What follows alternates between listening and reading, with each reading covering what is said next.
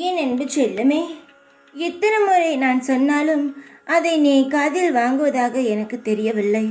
உன்னுடைய அப்பாவாக நினைத்தால் நான் சொல்லும் முழு விஷயங்களையும் உன் மனதில் ஏற்றுக்கொள், முழுமையாக கேள். உன் வாழ்க்கையில் நீ தேவையில்லாத எண்ணங்களால் சூழ்ந்திருக்கிறாய். அதிலிருந்து மீண்டு வர உன்னால் முடியாமல் தவிக்கிறாய். யாராலும் எந்த விஷயத்தினாலும் மீண்டு வர முடியாது என்பதெல்லாம் இல்லை.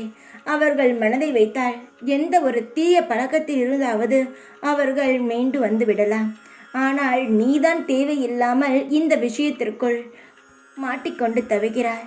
எப்பொழுதும் ஏதாவது ஒரு கெட்ட விஷயம் நடந்தாலும் அதை நாம் என்ன விஷயம் நடக்கிறதோ அதை மட்டுமே யோசிக்க வேண்டும்.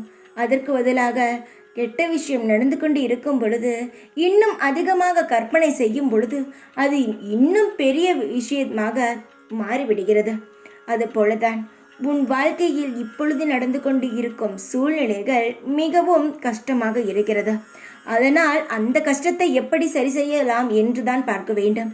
எந்த கோவிலுக்கு செல்லலாம், என்ன வழிபாடு செய்யலாம் என்று யோசிக்கலாமே தவிர அதை இன்னும் பெரிய அளவில் ஊதி பெருசாக கூடாது. நீ அதைத்தான் செய்கிறாய். நான் எத்தனை முறை சொன்னாலும் உனக்கு தேவையில்லாத எண்ணங்களை கட்டுப்படுத்தும் மனதைரியம் உன்னிடம் இல்லை என்று தான் நான் சொல்வேன். என் தங்கமே, உனக்கு எப்படி நான் ஆறுதல் சொல்வது, இப்படி நான் உனக்கு செய்வதை உன் கண்ணுக்கு நேராக காட்டுவது என்பது எனக்கு தெரியவில்லை.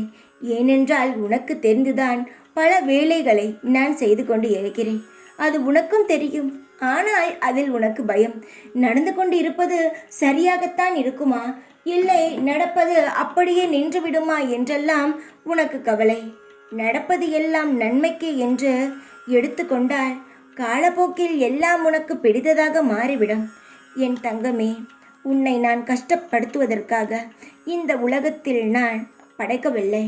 உன் வாழ்க்கையில் நீ பல இன்பங்களை பார்க்க வேண்டும் என்பதற்காகத்தான் என்னுடைய குழந்தையாக நான் படைத்தேன்.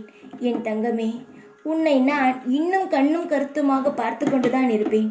நான் எப்பொழுதுமே உன்னை என் கைப்பிடியிலிருந்து எந்த ஒரு நொடியும் நழுவ விட்டு விட மாட்டேன். அதை நீ ஞாபகம் வைத்துக்கொள்.